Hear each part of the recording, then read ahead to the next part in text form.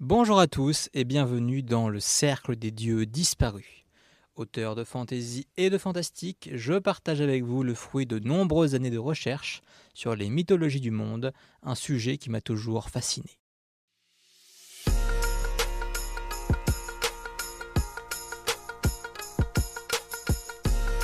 Bien le bonjour. Cette semaine, il me reste encore quelques divinités de l'hindouisme à vous faire découvrir, mais nous ferons aussi un point sur les démons et sur les 7 chakras. Rudra, dieu de la nature sauvage des tempêtes. Maître des animaux, il est à la fois patron du bétail et des chasseurs. Il chasse souvent avec Indra d'ailleurs. Il est le père des Maruts, guerriers des tempêtes qui accompagnent le roi des dieux. Niriti, déesse de la décadence et de la décrépitude, qui chevauche un cadavre humain. Elle réside dans le monde des morts où elle commande aux maladies et supervise les fantômes. Elle règne sur le sud-ouest. Chitragupta, assistant de Yama, chargé de tenir un registre de l'ensemble des bonnes et des mauvaises actions des humains pour permettre leur jugement dans l'au-delà. Il incarne la justice et l'alphabétisation. Chandra, dieu de la lune, il préside aux pluies, est le dirigeant des étoiles et détient la science des plantes médicinales, l'Ayurveda. Il prépare le soma, boisson sacrée qui augmente la force des dieux. Varuna, dieu des eaux et des serments, à la fois Deva et Asura. Il chevauche un Makara et commande aux Nagas. Il a aussi un lien avec la mort et l'immortalité, un rôle de juge-bourreau et une action sur le maintien de l'équilibre. C'est enfin une idole lunaire en armure d'or avec un serpent lasso. Il règne sur l'ouest. Varuni, déesse du vin, fille de Varuna, née durant le barattage de la mer de lait. Elle est aussi inspiratrice de la sagesse transcendantale. Vayu, ou Pavana, dieu du vent, gardien du nord-ouest. Il commande le souffle des dieux qui apporte richesse aux justes et malheur aux ennemis. Nul mortel ne peut le voir. Il monte une antilope rapide comme une bourrasque. Il est le père du héros Bhima le Fort, le deuxième des frères Pandava, réputé pour ses aptitudes physiques et son appétit. Hanuman, le dieu singe, fils de Vayu et une Apsara. Il règne sur les Vanara, peuple d'hommes singes bienveillants. Idole de la fertilité, il possède une force exceptionnelle, peut faire des bonds de titan et se déplacer comme le vent. Tout cela en fait un tueur de démons averti. Durga, déesse de la guerre et de la paix au corps de feu et de lumière, née lors d'un terrible orage par la collision de plusieurs éclairs. Sa puissance soi-disant illimitée est toujours au service de la vertu afin de détruire le mal. Les autres dieux lui prêtent de temps à autre leurs plus puissantes armes afin qu'elle décime les armées démoniaques grâce à ses 6 bras en chevauchant son tigre géant. Elle ne s'incarne que de manière temporaire, souvent sous forme d'une lionne. C'est l'unique déesse vénérée seule, étant sa propre Sakti. Kama, dieu de l'amour et surtout du désir, il est la passion qui dévore les hommes et les pousse à se reproduire, c'est donc une force créatrice. Il a été créé pour sortir Shiva de son ascétisme et lui faire épouser Parvati, ce qui signifie que même les autres dieux sont sensibles à son pouvoir. Il se déplace sur un perroquet et décoche des flèches magiques. Le Kama Sutra est l'art de Kama. Krishna, dieu des bergers, séduisant souvent les bergères, au centre du culte de nombreuses sectes. Pacifique, il vit dans les forêts et joue souvent de la flûte. C'était un humain qui fut divinisé par la suite. Balarama, dieu des agriculteurs, frère aîné de Krishna, lui aussi était humain. Il se déplace toujours en charrue. Urvashi, une Apsara, danseuse et chanteuse des dieux, devenue déesse de la beauté. Elle a néanmoins un caractère difficile. Un jour, elle a privé le héros Arjuna de sa virilité pendant 1 an parce qu'il avait repoussé ses avances, ce qui, du point de vue divin, est quand même plutôt clément.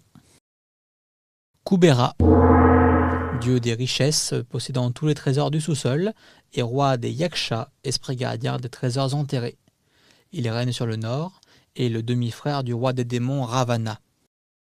Brahispati, dieu mineur, incarnation de la piété et de la dévotion, associé à la planète Jupiter, fidèle serviteur de Brahma. Shukra, dieu mineur, associé à la planète Vénus. Il possède le savoir permettant de ressusciter les démons, fondamental à l'équilibre de l'univers. Bouddha, rien à voir avec l'idole des bouddhistes. C'est un dieu mineur incarnant la sagesse, associé à la planète Mercure. Mangala, dieu mineur associé à la chance et à la planète Mars. L'Inde est censée abriter 30 ou 40 milliers de divinités, mais vous n'en trouverez aucune liste. Ce sont des variantes locales des précédentes déités résultant d'un culte très morcelé ou des idoles liées à un village. Je vais donc m'arrêter là en espérant avoir été le plus exhaustif possible. Passons maintenant à quelques asuras, quelques démons notables. Apasmara, démon de l'ignorance à l'allure de nain grotesque. Pourtant, il est l'un des seuls asuras immortels, car le tuer reviendrait à rendre la connaissance accessible à tous sans effort ni travail, donc à dévaluer le savoir. Il est souvent représenté écrasé sous le pied de Shiva dansant. Brahmasura, démon capable de réduire en cendres tout être dont il touche le crâne, y compris lui-même. Il fut vaincu par Vishnu, qui prit l'apparence d'une femme superbe et l'invita à danser avec lui. Et oui, la danse hindoue se fait sans contact avec le partenaire, mais en posant ses mains sur sa tête. Mahishasura, fils du démon Ramba et d'une bufflonne, capable de naviguer entre une forme animale et une forme humanoïde, il n'en fut pas moins un disciple de Brahma durant sa jeunesse. En récompense pour son assiduité, le dieu lui conféra la grâce de n'être vaincu par aucun mal. Plus tard, le démon terrorisa terre et ciel, surpassant même Indra grâce à sa bénédiction, avant de se heurter à l'inatteignable Durga, qu'il exécuta. Rahu. Durant le barattage de la mer de lait, ce démon parvint à voler une part des élixirs d'immortalité. Surya et Chandra le virent faire et alerta Indra, qui le décapita alors qu'il venait d'avaler une gorgée de potion. De fait, seule sa tête devint immortelle. Désireux de se venger, Rahu devint le démon de l'éclipse. Il tente parfois d'avaler le soleil ou la lune, mais n'ayant plus de corps, les laisse s'échapper à chaque fois. Danu, démon de l'eau, mère d'une classe de démons nommée les Davana.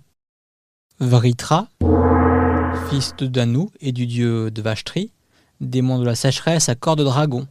À l'aide de sa mère, il empêcha un jour l'eau du ciel de tomber sur terre, mais Indra parvint à le tuer. Comme promis, nous terminons donc notre voyage en Inde avec un focus sur une notion très à la mode, les 7 chakras. Chacun possède un nom, une vertu, une utilité, un contraire, un emblème, un dieu protecteur. Il y a bien des choses à en dire. Muladhara, chakra de la terre situé dans le périnée, étant à la base du pilier vertébral, un faisceau de lumière d'argent dans les représentations iconographiques, il est l'un des plus importants. Protégé par le dieu Ganesh, il incarne la sérénité et le siège de la survie. Il est bloqué par la peur. Le serpent le représente aussi. Svadhisthana, chakra de l'eau, situé dans le sacrum, siège des émotions, Brahma est son gardien. Il incarne aussi le pardon, car bloqué par les remords. Le crocodile est utilisé pour le symboliser. Manipura, chakra du feu, situé au niveau du nombril. La force solaire octroie la volonté de vivre et l'honnêteté. Seule la honte, l'envie de demeurer caché de la lumière, peut le bloquer. Protégé par Vishnu, le bélier, symbole de vitalité, est l'animal qui y est associé. Anahata, chakra du ciel, situé vers le niveau du cœur ou le plexus solaire. Il est gardé par Durga ou Vayu et c'est le siège de l'affection, paralysé par le chagrin. L'animal associé est l'antilope. Vishuddha, chakra du son, centre de la purification placé dans la gorge. Il est sous la garde du musicien pacifiste Krishna et le siège de la vérité, mais n'agit que si l'on cesse de se mentir à soi-même. L'éléphant lui est associé. Ajna, chakra de la lumière placé entre les sourcils. Il est l'équivalent du 3e œil bouddhiste et est lié à la dualité entre le soleil et la lune. Les illusions le paralysent car c'est le siège du voyage intérieur. Sahasrara, chakra de l'esprit posé sur le sommet du crâne. Entouré de 1001 pétales arc-en-ciel, il est la porte ouverte vers l'énergie cosmique qui par lui s'écoule dans le pilier vertébral puis dans le reste du corps pour peu qu'on sache l'ouvrir. Afin d'accéder à l'élévation, il faut parvenir à se détacher de toute considération terrestre, surtout l'avarice et l'envie. Shiva est son gardien. C'est tout pour aujourd'hui et c'est déjà pas mal. Pour notre 17e épisode, nous irons faire un petit détour par la culture khmer qui a des fortes ressemblances avec ce que nous venons d'évoquer. Vous pouvez retrouver certains de ces dieux dans ma série Les Chroniques du Nouveau Monde. Elle retrace les aventures d'une jeune celte autour du monde, à la rencontre d'une quinzaine de cultes polythéistes.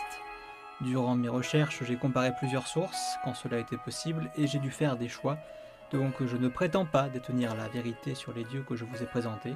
Certains points ne seront sans doute jamais tranchés avec certitude. Si cet épisode vous a plu, n'hésitez pas à mettre une note et à le partager. À la semaine prochaine!